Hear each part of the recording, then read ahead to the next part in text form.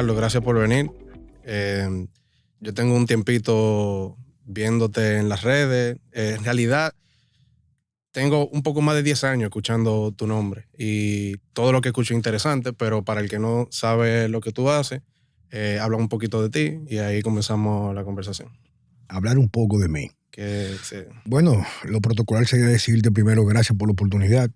O sea, creo que es una oportunidad porque independientemente eh, de quién o dónde esté, claro, estoy aquí contigo en tu proyecto. Siempre estar en un lugar donde se puede hablar, se puede expresar uno libremente, es una oportunidad de calar en el público. Y más aún cuando nos imponemos, ni siquiera sabiendo el porqué, una cruzada, de mostrar el mundo tal cual uno lo ve. Bueno, Juan Carlos Simón es un tipo de 54 años.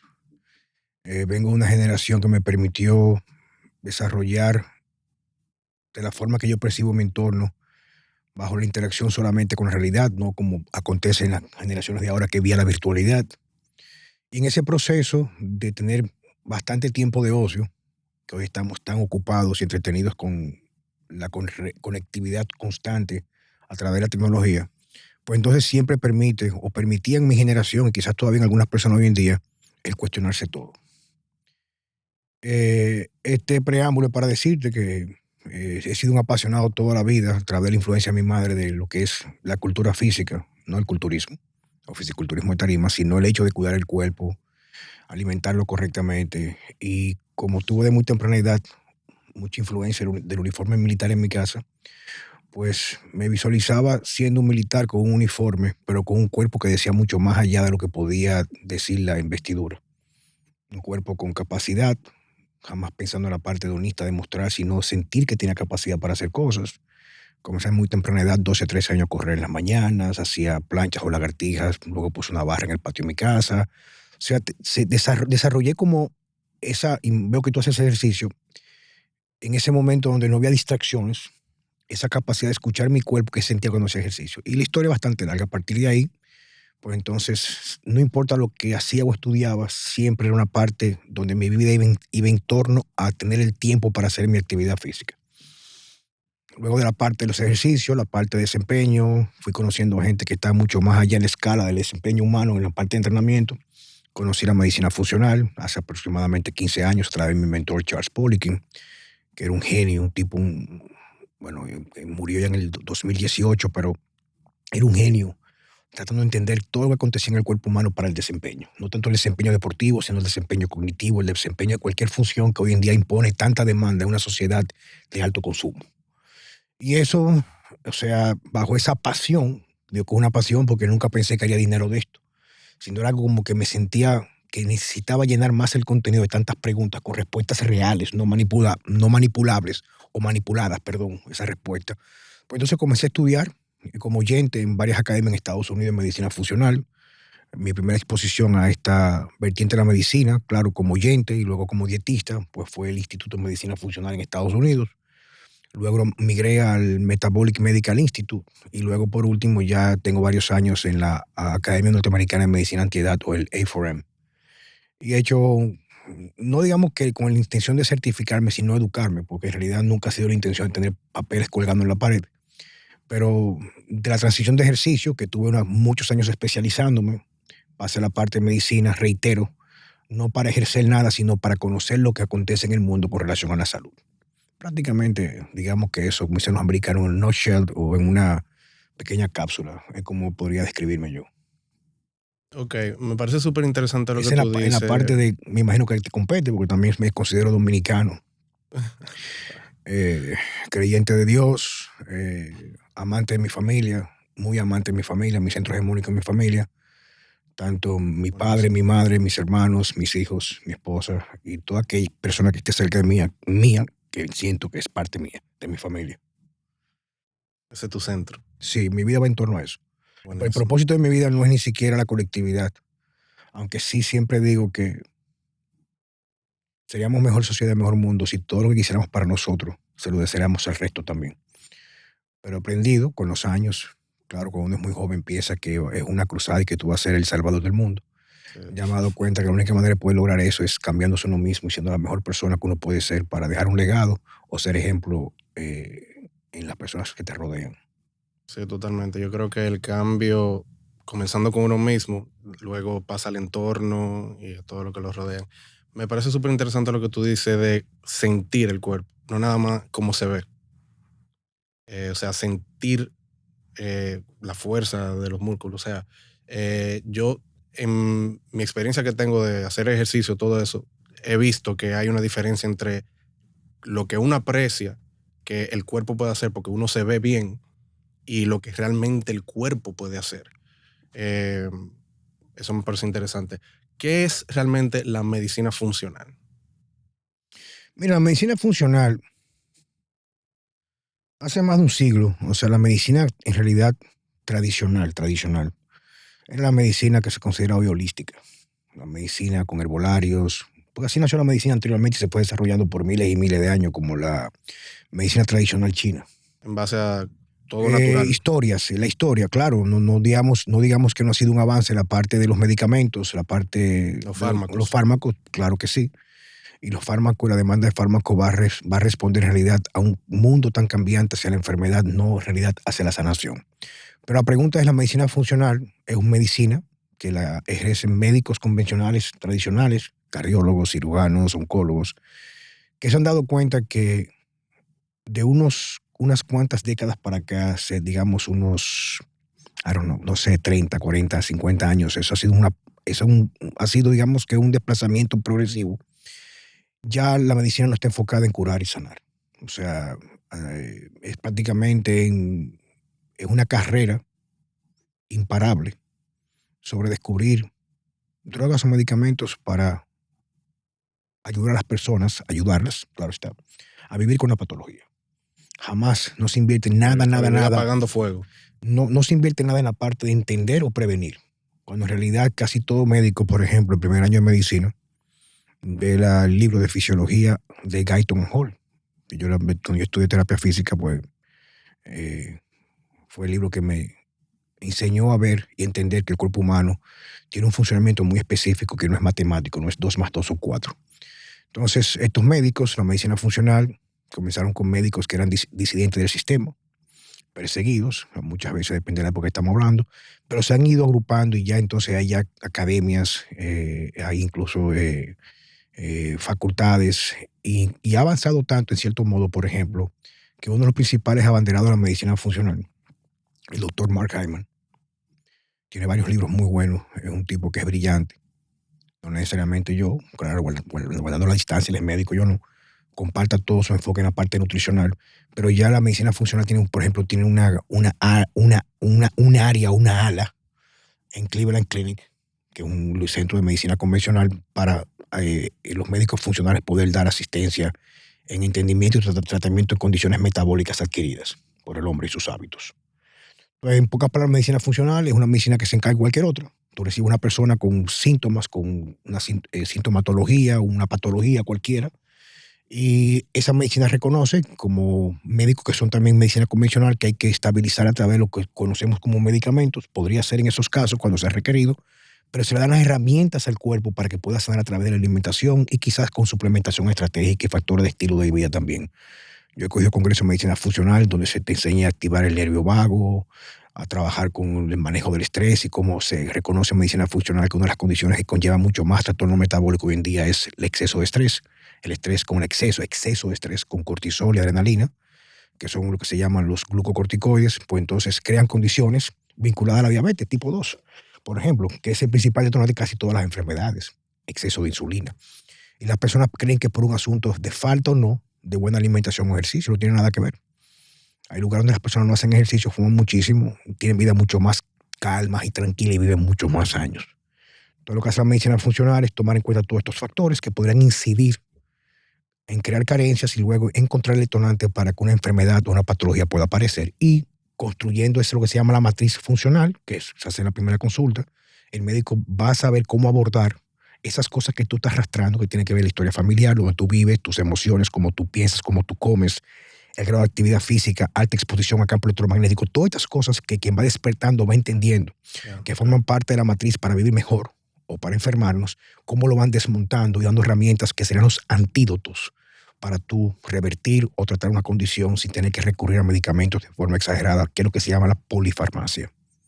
O sea, un cambio de vida, básicamente. Sí, Cambiar el estilo de vida. sí. Y la ventaja que tiene es que en realidad yo digo que no es la verdad, es la otra cara de la moneda.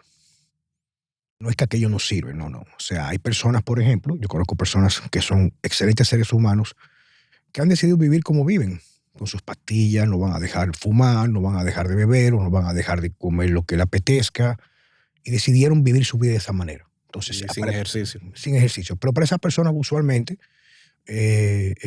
deciden.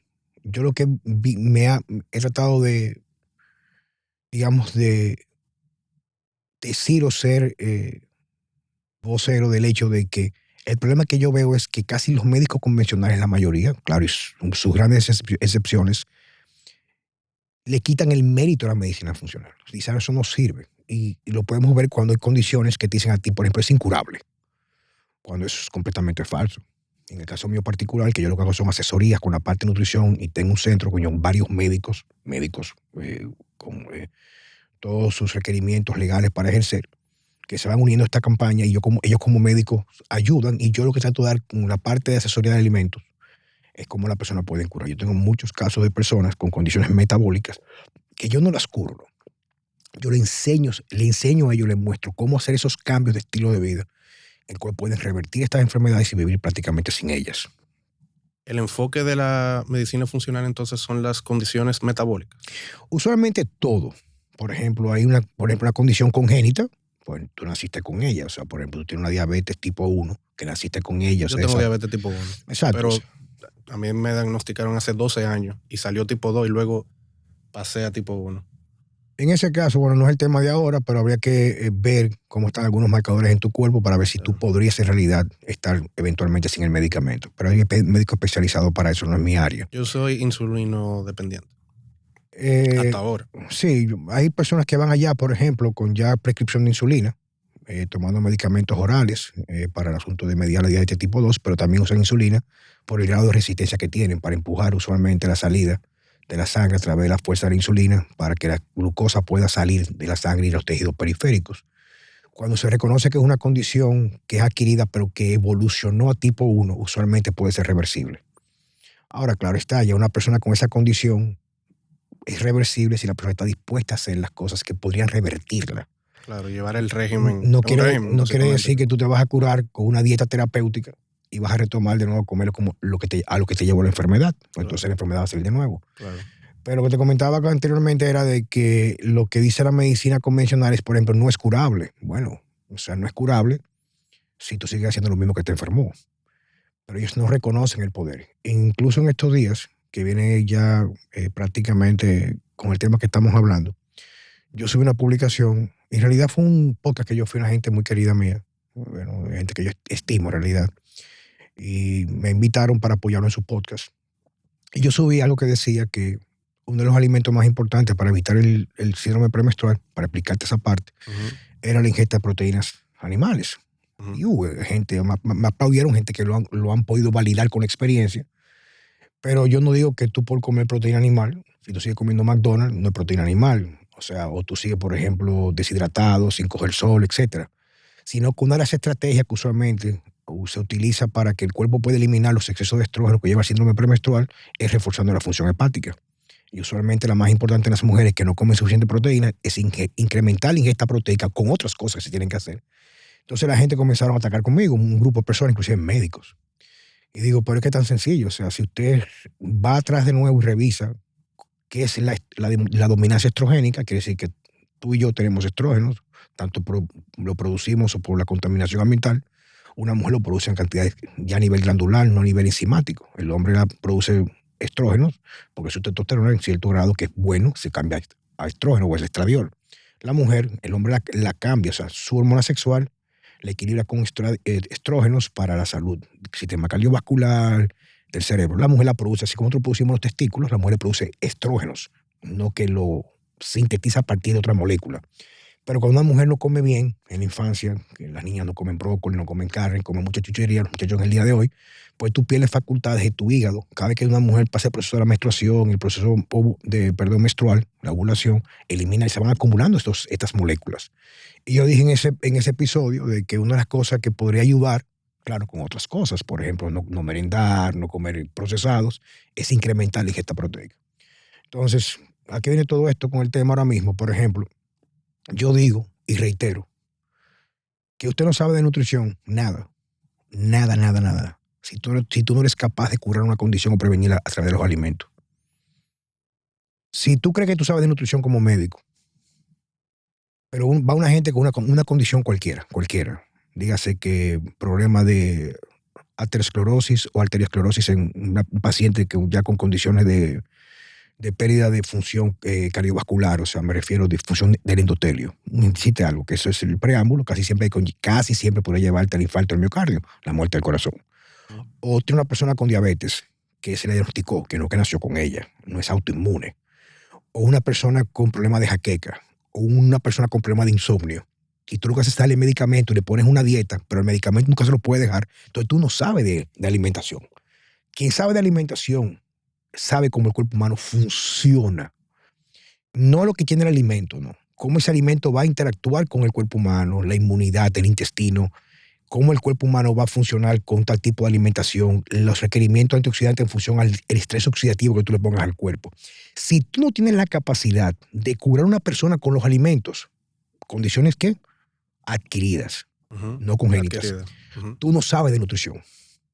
Si tú no estás contando calorías. ¿Y es posible? Claro que sí, viejo. O sea, ¿Cualquier condición o...? Bueno, viejo, tú tienes una gente ya con metástasis de cáncer, o sea, muy avanzado, claro. Tú ya estás muy tarde, pero incluso ya hay médicos convencionales. El cáncer es como un aparte. Hay médicos convencionales, incluso el doctor Mark Hyman. Dicen, Mark Hyman, que es una autoridad, no Juan Carlos Simón, una autoridad que es el director, el presidente del Institute of Functional Medicine, que es el presidente del ALA en Cleveland Clinic, del ALA de Medicina Funcional, dice, el cáncer 80-85% es causado por lo que tú comes. E igual puede ser evitable y en algunos tipos de cáncer podría ser tratable y curable a través de los alimentos. Podría ser. Y los otros aspectos como el estrés y todo eso, o sea, sí, si tú comes óptimamente y tienes un estrés, o sea, los otros aspectos como... Lo que pasa es que es un asunto, es una progresión geométrica, o sea, no es matemática, no es una suma constante. Por ejemplo, una de las formas de estrés más importantes es el alimento. Fíjate, por ejemplo, personas que comen correctamente son más resilientes al estrés. Sí. Ahora, si tú, por ejemplo, tú tienes mucho estrés, pero comes una alimentación proinflamatoria, lo cual minimiza tus neurotransmisores en el intestino, lo cual no te permite dormir, ya entonces tú tienes estrés del día, pero entonces tú no duermes bien. Sí. Pero aparte de eso, no dormir bien te causa ansiedad. Ansiedad por alimentos que en realidad no son nada favorables para ti. Entonces se vuelve una cadena. Sí. Hay personas definitivamente, no, como tú bien observas que es lo correcto, tú no puedes verlo por la luz, por la visión del calimete o la lupa tuya, sino como hay múltiples factores. Sí. Pero muchas personas, la cadena o el detonante, escucha esto, el detonante a que exista un ciclo vicioso, puede también decirse, comienza con la alimentación. Porque, por ejemplo, una persona que come alimentos reales, nada encaja, no puede ser nada encaja, aunque sea proteína, nada encaja, que coma del campo, que tenga que tenga el antídoto a la luz artificial, que salir al sol de vez en cuando. No es que tú vas a abandonar la luz azul, porque prácticamente toda la tecnología es luz azul. Hablamos de alimentación, la luz azul, una persona que no se excede con los ejercicios, que hace el necesario, porque también en exceso de ejercicio es exceso de estrés, que tampoco es favorable, son más resistentes a manejar, porque el cuerpo humano, nuestra especie, es dominante por nuestra gran capacidad de adaptación a factores estresantes. Incluso las enfermedades es una adaptación. Si tú comienzas a comer mal, otros animales mueren a las pocas semanas y tú le das la alimentación que no es apropiada para ellos. Nosotros no morimos, nos adaptamos enfermándonos. Sí. Pero la manifestación de la enfermedad es nuestro cuerpo hablando de que se adaptó. Exacto. Ahora, si tú cambias ese plan nutricional o esa forma de comer o ese momento que tú estás viviendo, tú puedes revertir esas cosas. Te voy a dar un ejemplo que la gente no entiende. Bueno, no un ejemplo, es algo realmente, digamos que verificable. La diabetes o el síndrome metabólico, por llamarlo de esa manera, en la evolución nos permitió no perecer. Te voy a explicar por qué. Tú sabes, se habla mucho de ser cazadores-recolectores. El ser humano, como especie, incluso nuestro tracto digestivo, no es de tanto cazadores, sino es de carroñeros.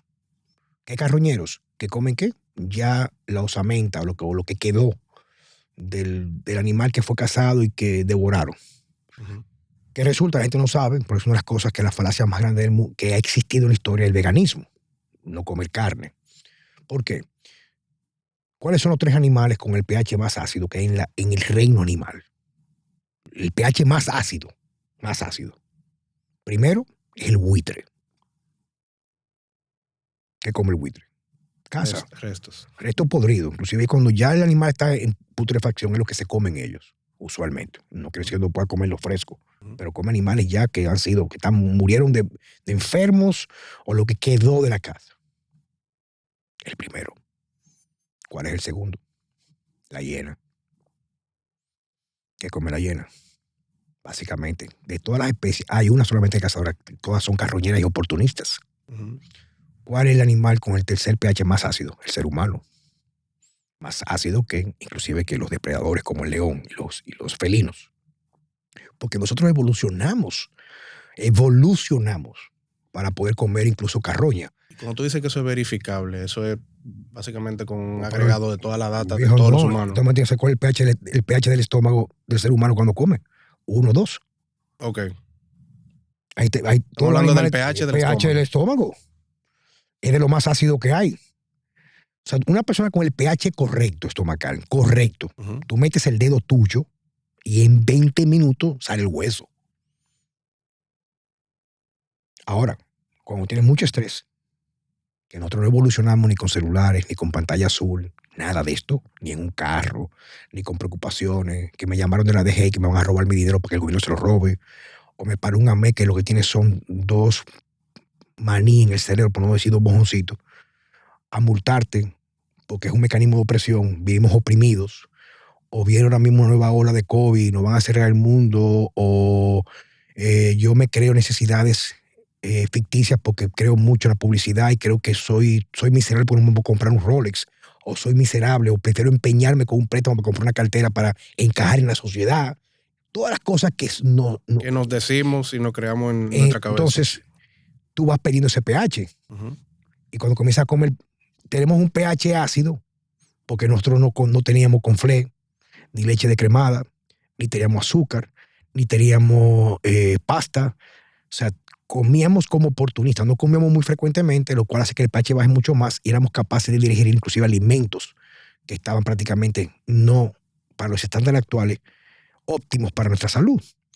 Entonces, ¿qué resulta? Que cuando tú comienzas a entender esta parte, la vida moderna hace que tu pH suba, que es lo que hace que tú tengas tanto hoy en día SIBO, Candida albicans, reflujo gástrico. Viejo, aquí todo el mundo sabe, aquí se saben los batalles, por ejemplo, que una vaca se ahogaba en una crecida de un río y estaba media podrida en una esquina ahí, y los haitianos van y se la comen. ¿Por qué? Porque no son afortunados, si podemos llamar fortuna la vida que tenemos nosotros. Tú no eres un haitiano gordo. No estoy defendiendo a nadie, es un asunto de pura observación. Ujú. ¿Pero por qué? Porque como no tienen tanta abundancia, no comen, no se paran a, dame un capuchino, dame comprarme unas Krispy Kreme. Bien, el dinero, poco dinero que tienen para comprar comida, sea arroz con arenque o espagueti, pero no comen con la opulencia que nosotros, que tenemos todos, comemos tanto. La primera manifestación de que tú no estás bien es tú estás gordo. El más mínimo por ciento de Cuando tú grasa. dices gordo es Viejo, sobrepeso. Grasa. De que O tener grasa cual de sea. que tú tienes grasa, tú no estás comiendo en función a tu dictamen evolutivo. Tú no vas a ver un... Eso es en todos los tipos Viejo, de cuerpos. todo no tiene nada que ver. Tú no vas a ver, por ejemplo, un esquimal con la alimentación tradicional gordo. Tú no vas a ver, por ejemplo, un masái, la tribu masái, gordo. ¿Qué comen los masái? Carne, leche y sangre como ritual. Viven muchísimos años. Ahora hay otro tipo de etnias que no comen tanta carne, pero comen cosas naturales que tampoco están gordos. Entonces nosotros pensamos muchas veces, y creo que uno de los libros más importantes que cualquier ser humano puede leer hoy en día en la actualidad, que está en esta línea tuya y mía de entender por qué nos enfermamos, es el libro de Carlos Stroh, que se llama Supervivir. Tú no te puedes observar por qué hay personas que viven en el campo, viven muchísimos años, no se enferman y no comen ni hacen dieta y fuman, porque están todo el tiempo en la luz natural. Inclusive nosotros, parte de nuestro alimento es la luz que nos exponemos. Mira dónde estamos cambiando, aparte de lo que estamos comiendo, lo que percibimos en nuestro entorno. Sí. Entonces, mientras más natural es el ambiente, no solamente lo que tú vas a comer, donde tú duermes, donde tú estás, la luz, la frecuencia, la vibración va a afectar nuestra salud. ¿Tú crees que la vida de ciudad es uno de los factores, de los mayores factores de la enfermedad entonces? Claro que sí. Si vete a ver la tasa de depresión en Santo Domingo y en Juana Méndez, en la frontera con Dajabón, Haití. Aquí supuestamente deberíamos ser súper felices. Lo tenemos todo, viejo. Pedidos ya, apartamentos, seguridad bajo, planta, seguro médico, comida. Eso es por tu boca pedir. Disparate, chuchería. Tenemos todo y estamos más enfermos. Tú te vas a Juana Méndez, que yo estuve estudiando un taller allá, en la zona franca de Juana Méndez, en Dajabón. Cruzamos de Juana Méndez. Con toda aquella miseria, vamos a averiguar la tasa. Claro, hay mayor tasa de muerte por infecciones. No estamos defendiendo aquello, es la observación de las condiciones metabólicas adquiridas. Sí. Inclusive un médico acabó conmigo porque yo dije un programa de televisión y de radio que la depresión era una condición causada por los hábitos. Acabó conmigo porque él es que sé yo cuánto. Digo, mi hermano, pero eso es sencillo. Yo cogí clase con una de las mejores psiquiatras de Estados Unidos. Creo que la top número 1 o 2 del mundo en adicciones. Y dice, ella tiene su consulta cerca de una comunidad Amish en Estados Unidos. Dice, no hay depresión. No hay depresión donde los Amish. ¿Qué hacen? Comen del campo, no tienen tecnología, duermen como las gallinas. Entonces no estoy diciendo que tengamos que vivir como los Amish. Es observar nosotros el entorno y comenzar a ser lo suficientemente crítico para decir, pero si yo lo tengo todo, lo que el dinero puede comprar, pero no tengo salud, ¿qué está pasando? Y si aquel no tiene prácticamente casi nada, no tiene nada más su esencia, su ser, su entorno, lo que pueda conseguir en el día, por encima de las, digamos, condiciones paupérrimas que pueda tener, no sufren de depresión. Y la tasa quizás es muy mínima. Mínima. No estamos quitando que no hay quizás un elemento, un componente X. Entonces, incluso hay médicos, hay un médico que yo sigo ahora mismo en redes sociales. Compré su libro, no lo he leído. El doctor Palmer, graduado en Harvard, ejerce en Estados Unidos, que ya sacó un libro diciendo que la depresión y los trastornos psiquiátricos tienen un origen, en su mayoría, casi todos, metabólico, disfunción de las mitocondrias. ¿Qué causa disfunción de las mitocondrias? Encerramiento, luz azul, comida basura, falta de ejercicio o exceso de ejercicio. Nosotros somos una especie, así como tú compras un carro con unas especificaciones de aceite, combustible, la cantidad de mantenimiento en un millaje muy específico. Es igual el ser humano, pero somos tan adaptables hasta lo malo que la enfermedad es una adaptación. Tú no pereces en el momento. Tú te mueres en el futuro, pero tú puedes subsistir con la condición que es el resultado de tus malos hábitos. Pero tú puedes retornar a aquella condición. ¿Cuándo? Cuando tú cambias. Como te explicaba el asunto que nos quedamos ahorita en esa parte, la parte evolutiva. Cazadores recolectores. Hablamos del pH. ¿Tú sabías que cazar cuando desarrollamos herramientas de cacería era una actividad altamente peligrosa? Si va un grupo de hombres de verdad, no trans. Si va un grupo de hombres de cacería y usualmente morían en el camino. Porque tú no cazabas un chivo, una gallina. O sea, tú salías y te exponías a otros depredadores. Cuando había temporada donde había mayor follaje, había más primavera, más fruto, usualmente la fructosa, había mucha abundancia en esa temporada del año, te engordaba. Y esa parte de tú engordarte en la evolución te preparaba cuando venía el frío, viene el otoño. ¿Qué pasa en el otoño? Se caen todas las hojas, no hay agricultura, no hay frutas. Esa obesidad y esa condición de exceso de glicerol en la sangre, que es parte del síndrome metabólico de la diabetes, te preparaba para subsistir todos esos meses que vienen hacia adelante sin alimentación diaria, sino comiendo 1 o 2 veces a la semana, en la cacería, en la carroña, estás gordo, tiene mejor efecto térmico para protegerte de las bajas temperaturas.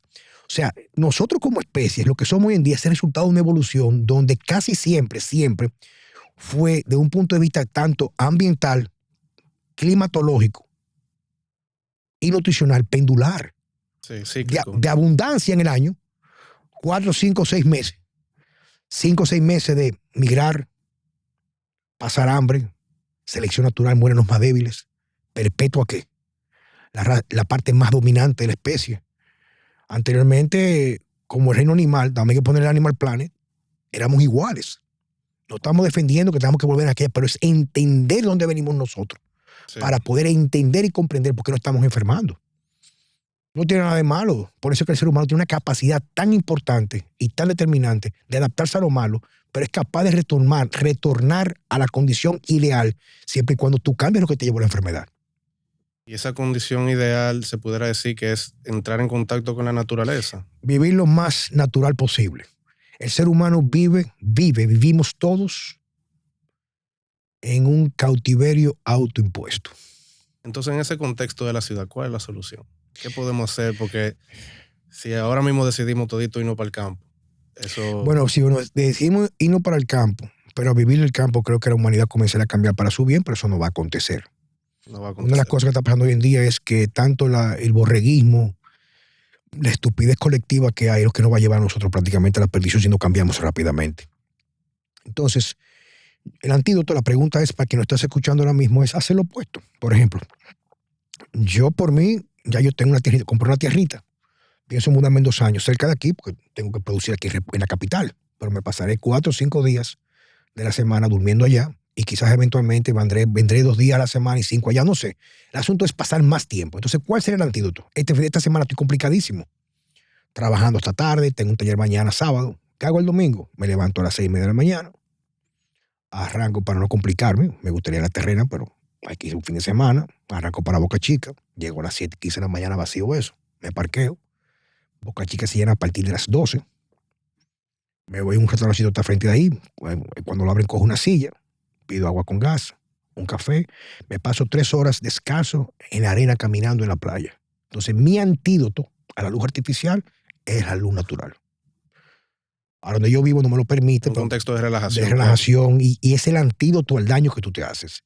Anteriormente vivía en un apartamento que... Y se compensa una cosa con otra. Sí, te ayuda.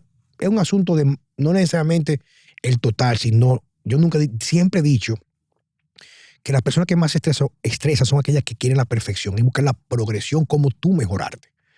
Yo anteriormente vivía en un apartamento que tiene un área verde que me daba luz en las mañanas. ¿Qué yo hacía? Salía al balcón a tomarme un café que yo veía el sol saliendo y cogía sol. Y bajaba en sandalias, me ponía descalzo a caminar un ratico en la grama. No tengo esa facilidad ahora. Trato de escaparme. Una vez al mes me voy 4 o 5 días para un campo. O los fines de semana hago esa pequeña escapada. Si se complica, no hay que ir para la playa, me voy a caminar en un lugar, o sea, tener contacto. Pero para que ese contacto sea en realidad rentable para ti, tienes que dejar esto en el carro. Si sigues mirando la pantalla azul, no es donde tú estás, es lo que tú observas con tus sentidos.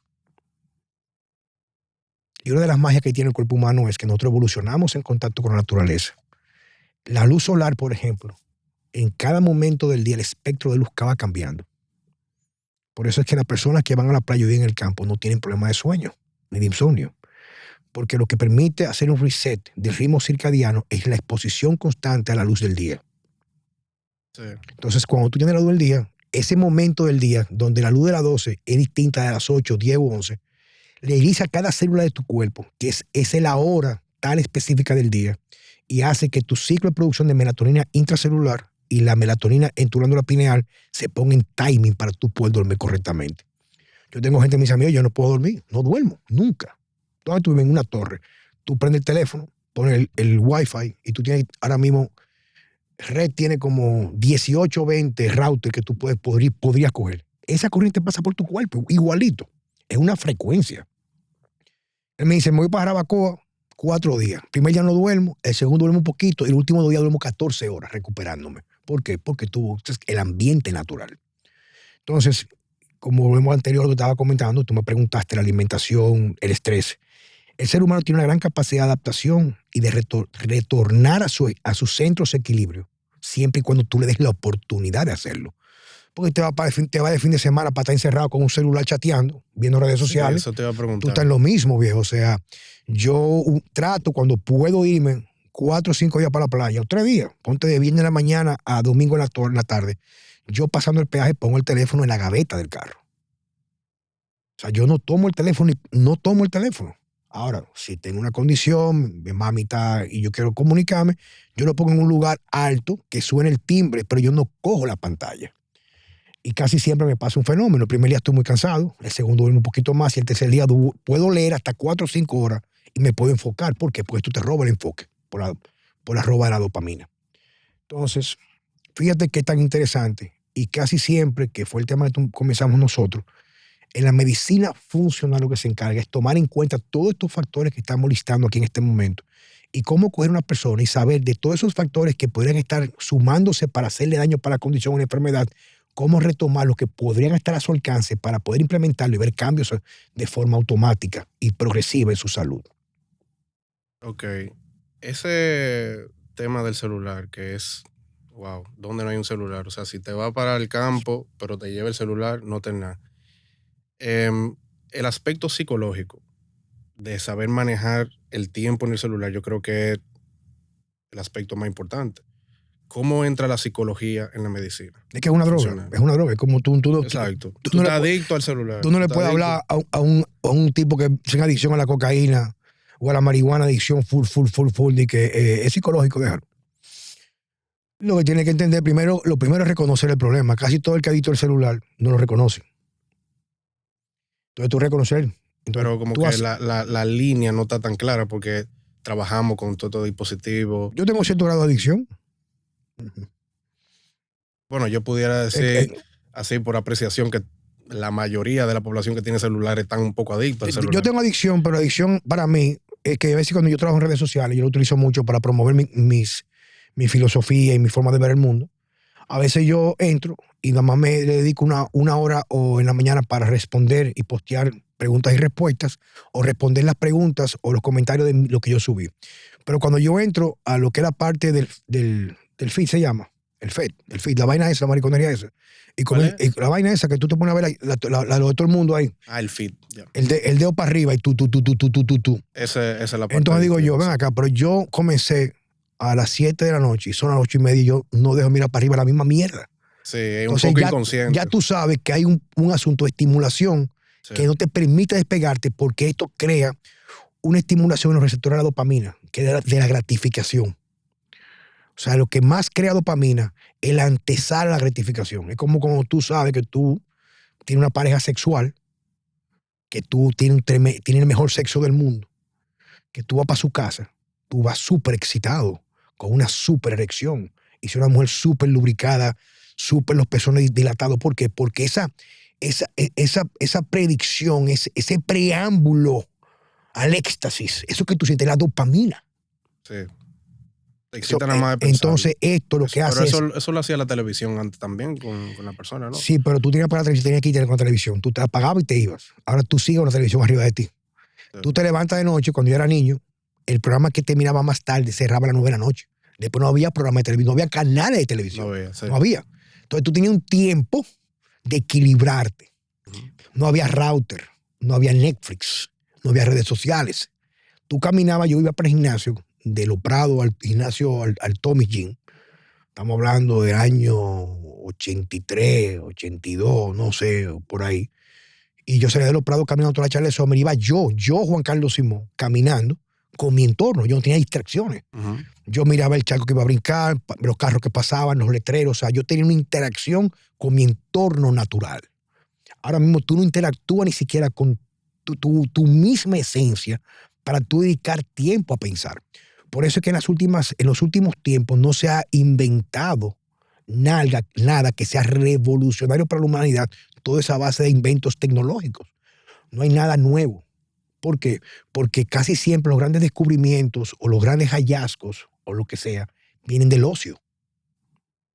Estás sentado tú ahí sin hacer nada, mirando para arriba y cae una manzana. Coño, ¿y por qué la manzana se cayó para arriba y no se cayó para abajo? Se cayó para abajo y no para arriba.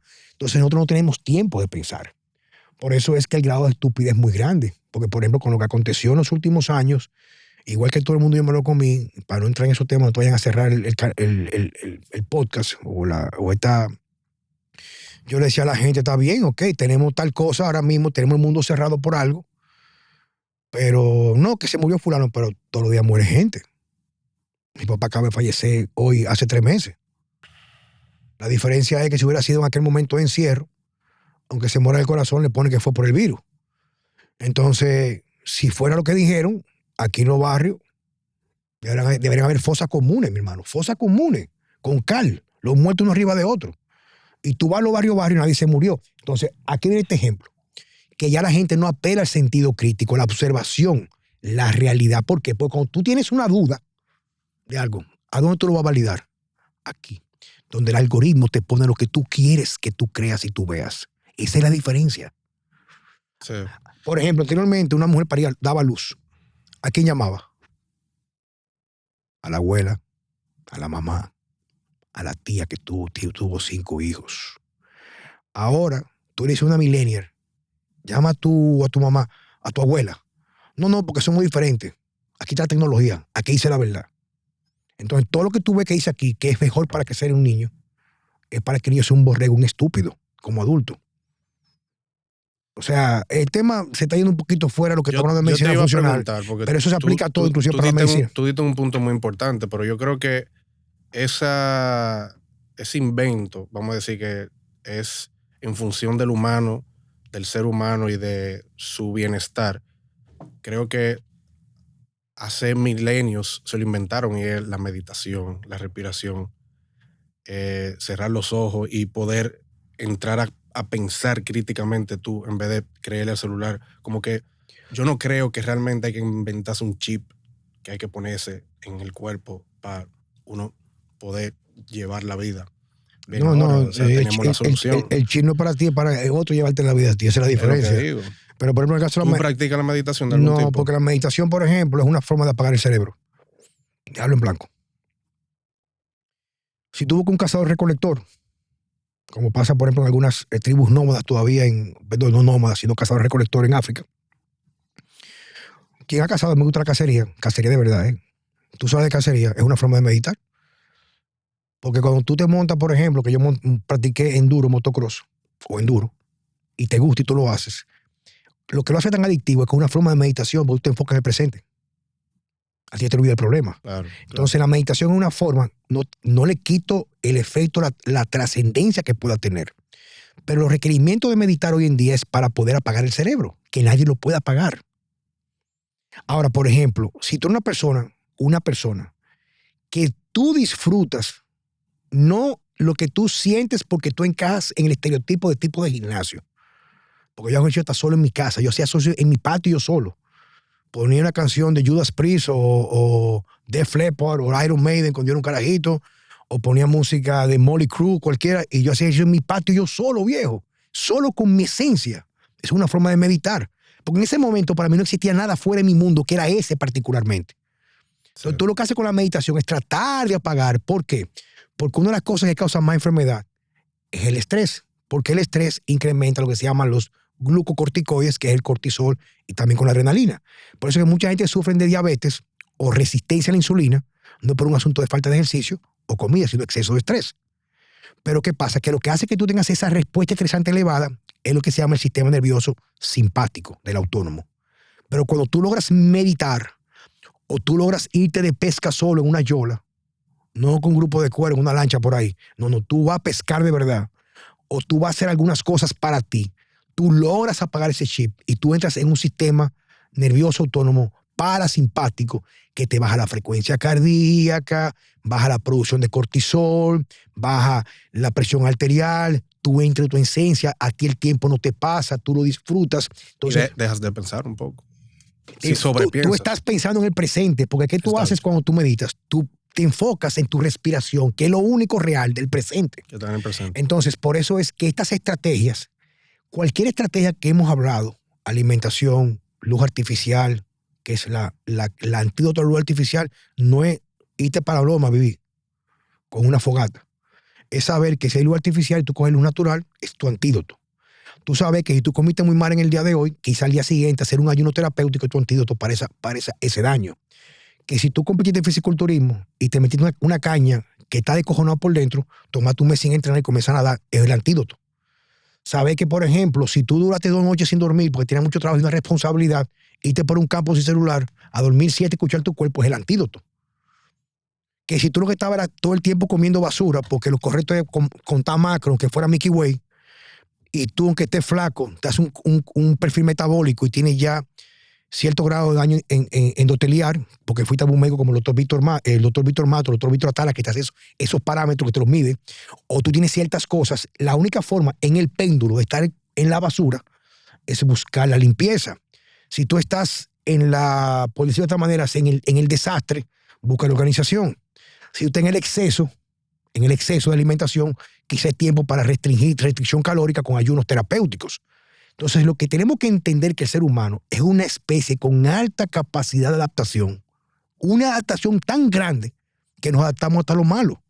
Incluso hay autores que dicen que enfermedades degenerativas como cáncer, cualquiera, que son man-made diseases o enfermedades creadas por el hombre, el antídoto es lo que te lleva a la enfermedad. Pero si tú has estado, por ejemplo, con obesidad, comiendo conflé con leche, porque es bajo en grasa, es leche descremada, y el cereal es fibra para el intestino, y a media mañana te comes una galleta de soda porque es light, con un cappuccino con Splenda, y al mediodía son vegetales, pero no mucha carne porque produce cáncer, lo otro no, eso sí produce cáncer, y a media tarde vas a tomarte un café con tus amigas, pero una galleta de avena, porque tiene fibra, entonces tú cenas ligerito.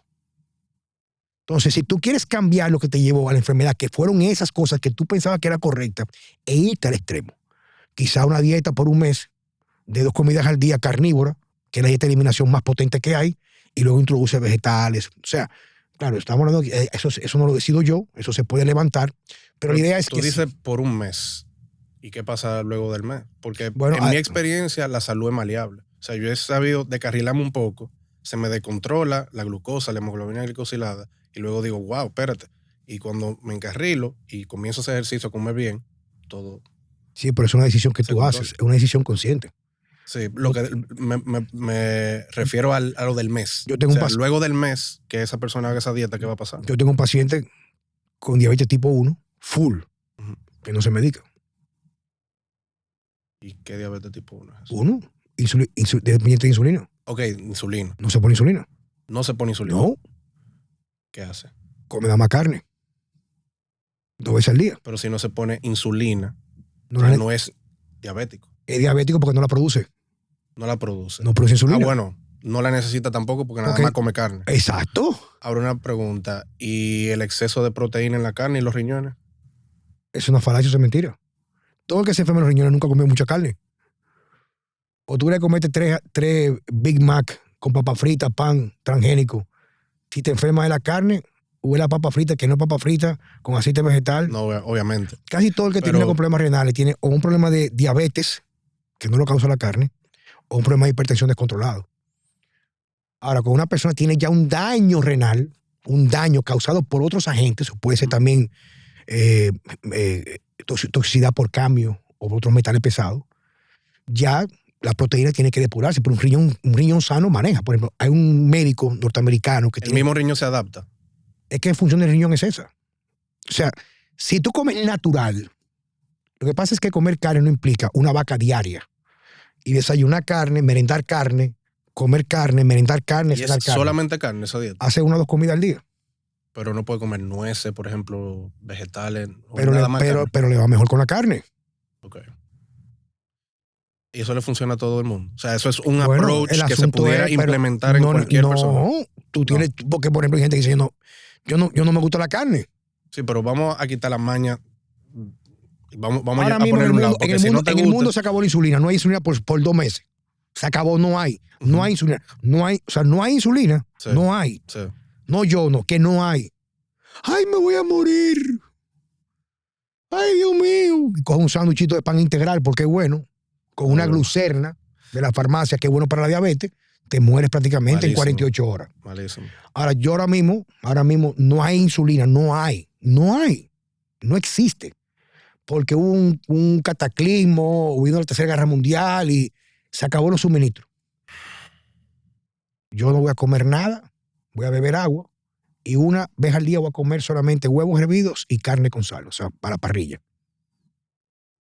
Tú vives. Sí, hace sentido.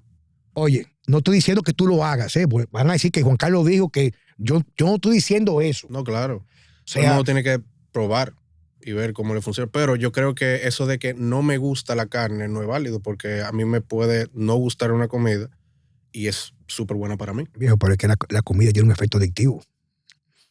La comida tiene un efecto muy adictivo. O sea, la gente sabe que la cocaína no es buena. Pero no toda la comida. O sea, la comida mala. Junkie. Viejo, hay gente que no come carne porque tiene su cerebro prácticamente descojonado porque nunca ha comido nada que le produzca dopamina y son gente que necesitan incrementar los receptores de la dopamina a través de combinación de azúcar con grasa. Dunkin' Donuts, granola, que es buena para ti, entre comillas. Entonces, eso es un proceso de reeducación. Sí. Por eso dije al principio que la medicina convencional y la medicina funcional, una no es mejor que la otra. Lo malo es que cuando la convencional dice que la funcional no sirve. No. Es la otra cara de la moneda. Usted elige. No todo el mundo es cogidita. Hay cogidistas, liceístas, aguiluchos, estrellitas. No todo el mundo es republicano. Hay demócratas republicanos. Entonces, hay día y noche. Entonces, lo que yo soy un abanderado de decir, no que una es mala. O sea, si a mí o a cualquiera le da un infarto, no vaya a haber un médico funcional para que te vaya a evitar que te muera en el proceso del infarto, dándote vitamina K y magnesio. Tienes que hacerte una intervención con un buen médico cardiólogo.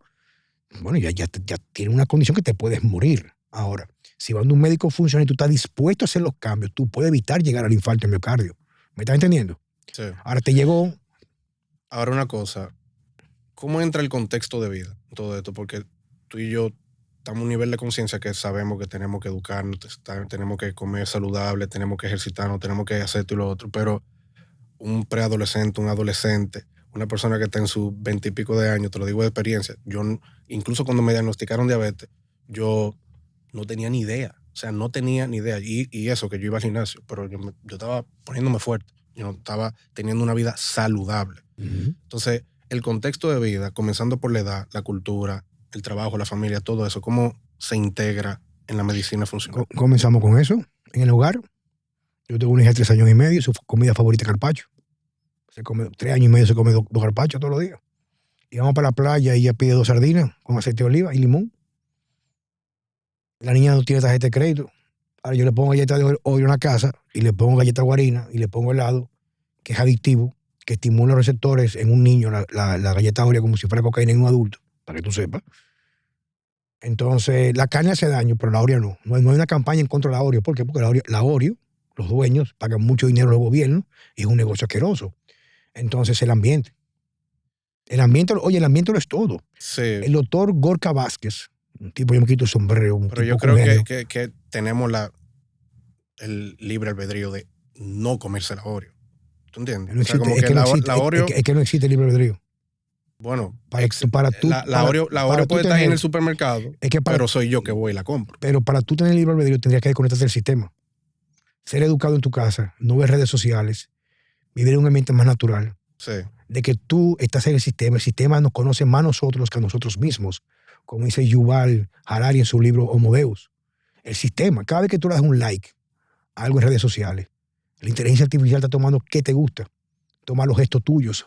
Por eso es que tú hasta conversas un tema de algo ahora mismo con el celular abierto y te comienzan a llegar automáticamente publicidad de esas cosas que tú hablaste. Y la gente está durmiendo, no se da cuenta. O sea, que subconscientemente... No existe libre albedrío ahora mismo.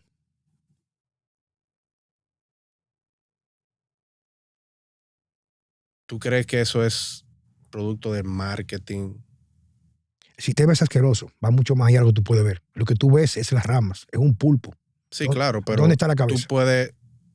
Tú puedes conscientemente llevar una vida saludable. Pero tienes que desconectarte. Tú no puedes agarrar una rama si no sueltas la otra. Hay que desconectarse. Ajá, pero ¿quién está dispuesto a desconectarse? Pero debe haber un híbrido, porque es como... ¿Tú ves televisión? Sí. Yo tengo nueva televisión 23 años. Ya. Sí, yo no tengo televisión. No, que no eso veo. me ayuda. 23. Ya. Casi 20 sin leer periódico. No leo periódico. Sí. Entonces, Yo entiendo lo que tú dices. yo voy a subir un artículo que dice y esa hija tuya, tú me imagino, no tiene una tablet. ella usa el celular, como hay momentos, porque es intensa, que le ponemos el celular para tener una hora nosotros tranquilos. Pero no, ella tablet no tiene. Le pongo el celular, le ponemos el celular, el YouTube, le ponemos canciones cristianas, porque mi idea es que yo no soy cristiano, soy creyente en Dios, pero creo que como está el mundo es mejor el cristianismo que otra cosa.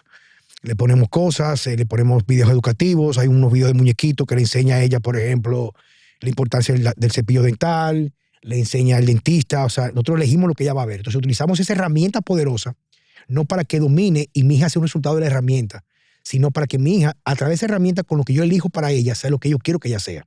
Esa es la diferencia. ¿Me estás entendiendo? Pero ella sabe que de que cae el sol no hay televisión. Numa, ¿es de día o de noche? De noche. ¿Qué pasa? No hay coco. Coco implica que eso es el teléfono o en la pantalla no hay.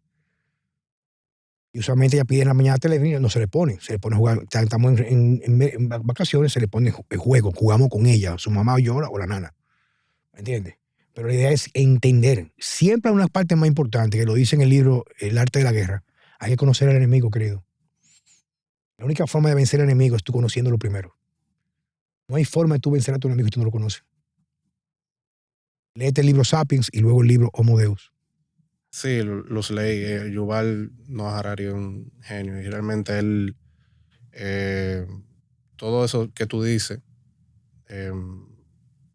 es parte de nosotros, pero yo tengo un approach un poco más optimista. No es que tú no tengas optimismo, pero de alguna forma, para salir de esto, sí que vamos a salir de esto saludable, vivo y saludable, hay que comenzar a desenredar conscientemente.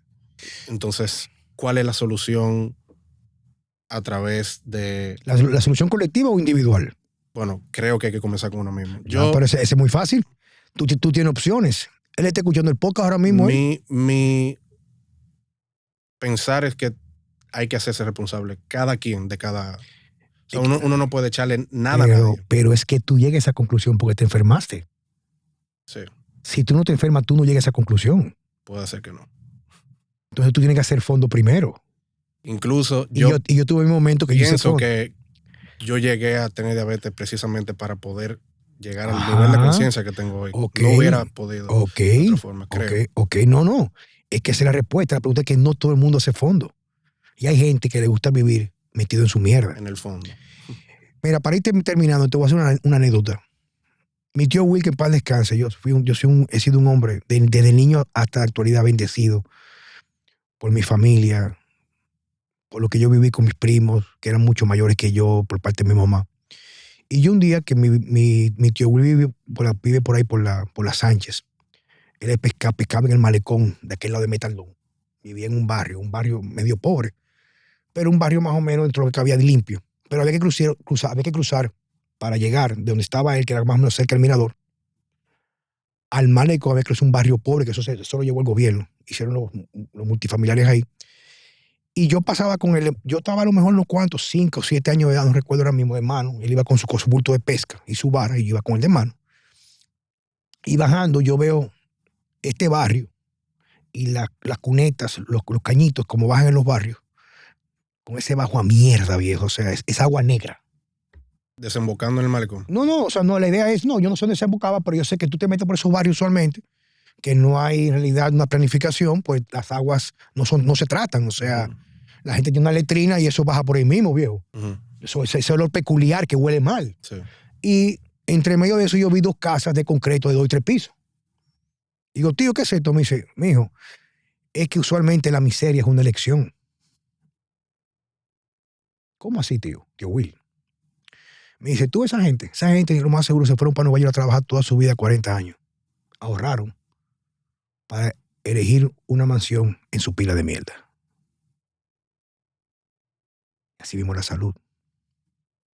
Si tú tuvieras que decir una recomendación en general para quien sea que no ha llegado al nivel de conciencia que se necesita para estar saludable y puede evitar llegar a tener una condición, una enfermedad, una patología, ¿qué sería la primera cosa?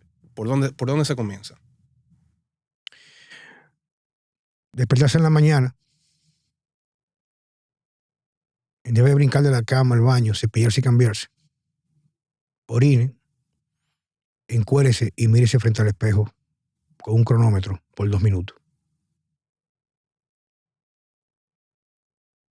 Eso que usted ve ahí es una forma inequívoca de la naturaleza mostrarle la pila de mierda que es usted. Aunque quieran normalizarlo, no es normal estar gordo, con grasa, con chicho. Todo aquel que tiene un cuerpo, y no hay que ser fisiculturista, no hay ni que ir al gimnasio para eso. Eso no es cierto.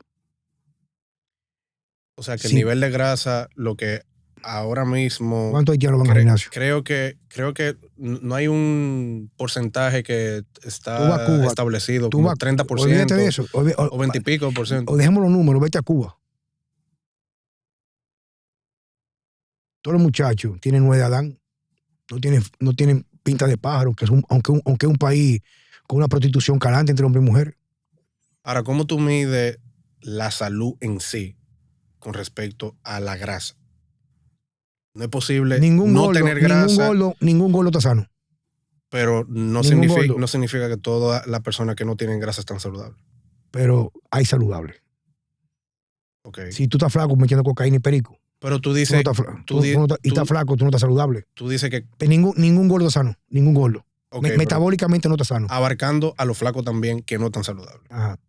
Eso le aplica también mirarse en el espejo y preguntarse de qué están llenos. Usualmente visualizarse en el espejo no implica solamente lo que tú ves, sino la percepción que tú tienes de ti mismo. Tú puedes tener la misma persona en el día de hoy y se levanta porque durmió bien optimista en la mañana. Y aunque tú un chingolo se encuentra hermoso. Y tú buscas una mujer hoy en día con 20 cirugías plásticas y la para frente al espejo y siempre va a encontrar algo que no le va a hacer bien ni le va a encajar. Se va a quejar. ¿Por qué? Porque vivimos en una sociedad que lo que estipula el etiqueta y no el contenido. ¿Y dónde entra el aspecto emocional de que si tú estás gordo, sea mucho o poco, y tú estás feliz con eso? Ese aspecto emocional que está dentro de la salud. No estoy diciendo que todo gordo esté mal. Ahora, el que está gordo, no con un 2 libras, porque hay gente que son llenitas, no está bien metabólicamente hablando. No está bien. El que está obeso. Obeso, o sea, ya tú tienes 10, 15 libras de más, 20, tú estás obeso, tú no estás bien. No importa lo que te digan, tú no estás bien. ¿Estás conmigo? Sí.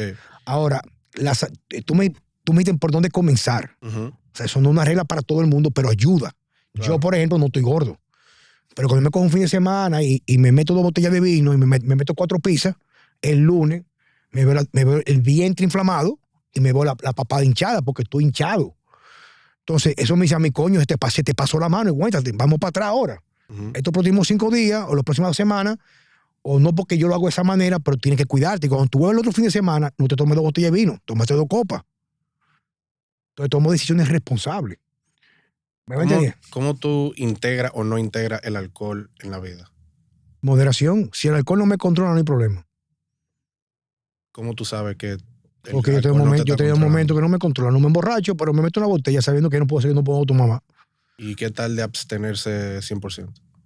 Bueno, si tú tienes el control si tú no controlas el alcohol, tienes que abstenerse para hacerte un detox.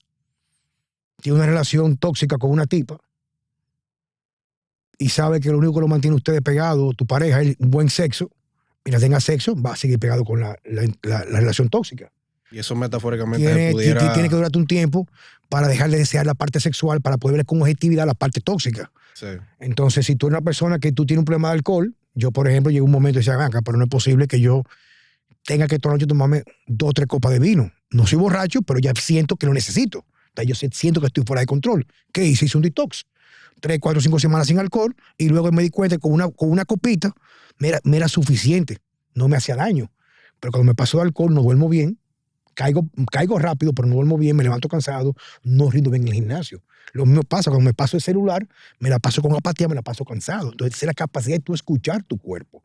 Sí. Entonces, lo importante no es apelar a la perfección, sino saber por dónde comenzar cuando tú sientes que tú vas perdiendo el control de tu entorno. Y entender las consecuencias. Claro que sí, viejo, porque al fin y al cabo yo siempre digo, haz lo que tú quieras hacer, viejo, pero no te quejes de las consecuencias luego. Viejo, muchas gracias por la invitación. Gracias por venir, Juan Carlos. Lo aprecio y bueno, seguimos. Sigo a la orden lo que tú puedas necesitar. Yo sé que muchas veces, y pido excusas para tus seguidores, porque no sé si no me conocían, y eso que me di un poquito, pero yo tiendo a ser un poquito rudo con la voz y como comunico.